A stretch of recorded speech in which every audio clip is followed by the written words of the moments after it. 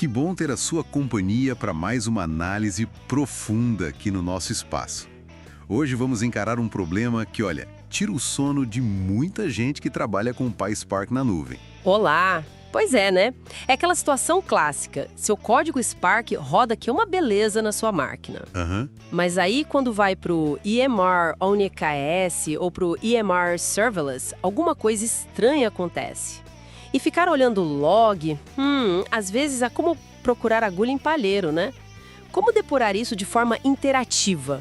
Exato. É o sonho, não é? Poder usar o bom e velho PyCharm, colocar um breakpoint ali e ver linha por linha o que está rolando lá dentro do cluster EMR. Só que, como é que conecta tudo isso? Parece meio complicado? Parece, mas olha, é totalmente possível. E a nossa missão hoje é justamente essa: desmistificar esse processo. Vamos ver o passo a passo para configurar a depuração remota, especificamente do driver Spark, usando um host Bastion como uma ponte segura. Certo, uma ponte segura, gostei. Então a ideia é criar um túnel entre a minha máquina e a nuvem. E para montar a infra toda, tipo VPC, Cluster EMR, o material que a gente viu usa o CDK da AWS, né? Mas o foco aqui é a conexão em si. Por onde a gente começa essa ponte? Bom, a peça central é o host Bastion.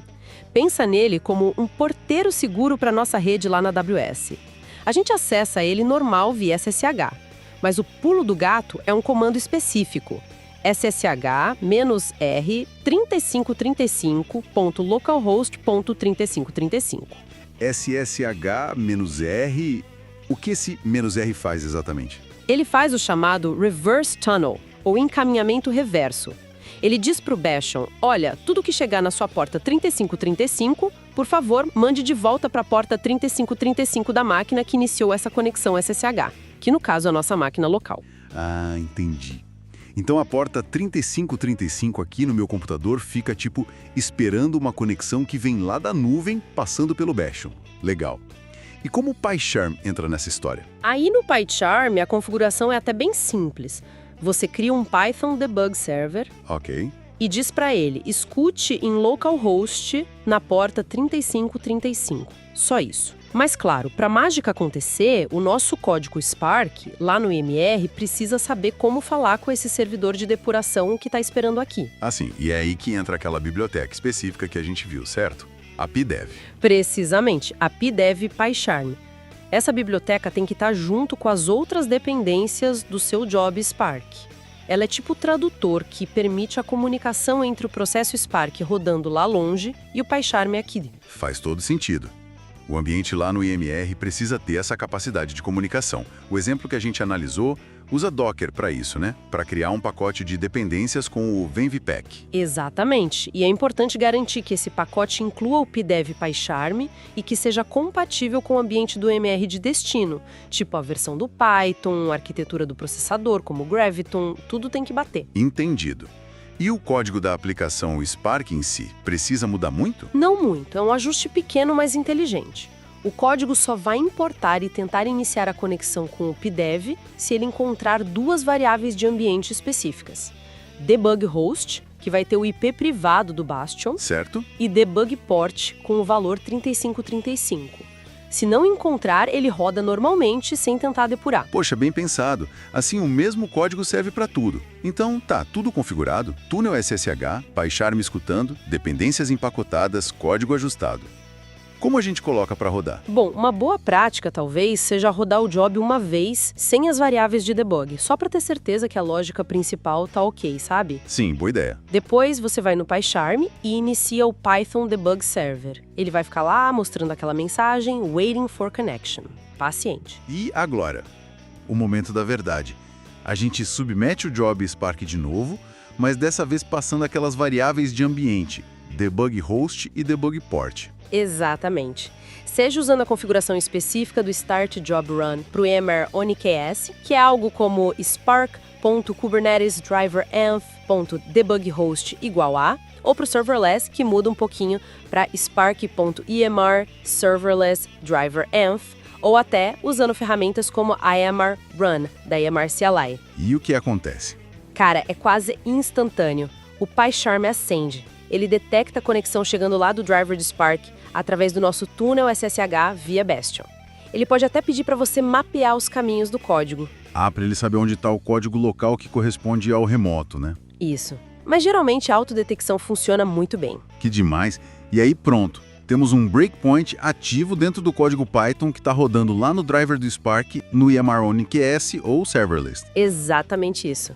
Você pode avançar linha por linha, step over, entrar em funções, step into, inspecionar o valor de qualquer variável. Dá para ver o conteúdo de um data frame Spark, que acabou de ler dados do S3. É uma clareza, assim, que log nenhum consegue dar tão fácil, né?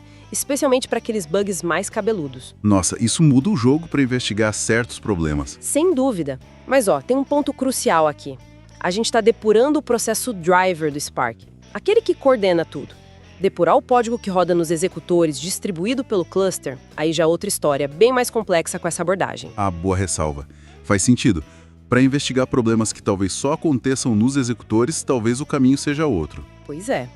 Nesses casos, talvez seja mais prático tentar simular o ambiente localmente. Usar as imagens de container oficiais do MR, que estão disponíveis no SR Public, talvez com Dev Containers no VS Code ou no próprio PyCharm, para tentar replicar o ambiente do executor na sua máquina. Entendi. É uma alternativa. E tinha um detalhezinho também sobre o EMR Serverless, que a análise mencionou, né? Algo sobre breakpoints. Sim, bem lembrado.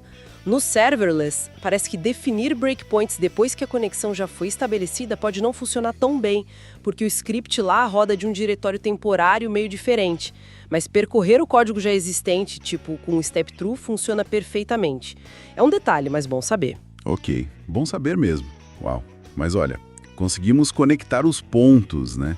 Ver como essa depuração remota no MR, que parecia um bicho de 7 cabeças, é totalmente factível com as ferramentas certas e, claro, um pouco de configuração. Exato. Tira um pouco daquela mística, né? Mostra que é uma técnica que está ao alcance. Não substitui testes, não substitui bons logs, mas para certos cenários é uma ferramenta poderosa no cinto de utilidades. Realmente abre portas. Ver o passo a passo assim, mostra que não é mágica negra. Pois é. E fica até uma reflexão, né? A gente falou da simulação local para depurar executores. Ela é útil, sem dúvida, mas será que ela captura todos os nuances, todas as condições de rede, de timing, de um ambiente distribuído real lá na nuvem? O que será que a gente pode perder nessa abstração ao não depurar no ambiente real, mesmo que seja mais complexo? Excelente ponto para se pensar. O eterno trade-off entre a fidelidade do ambiente real e a facilidade da simulação local. Muito bom. Agradecemos demais a companhia de todo mundo nessa exploração técnica hoje. Sim, e adoraríamos ouvir o que vocês acharam. Tem dúvidas? Já tentaram algo parecido? Deixem seus comentários. E não se esqueçam de dar uma olhada na nossa enquete, ajuda muito a gente a escolher os próximos temas. Isso aí. Muito obrigado e até a próxima. Até lá, pessoal!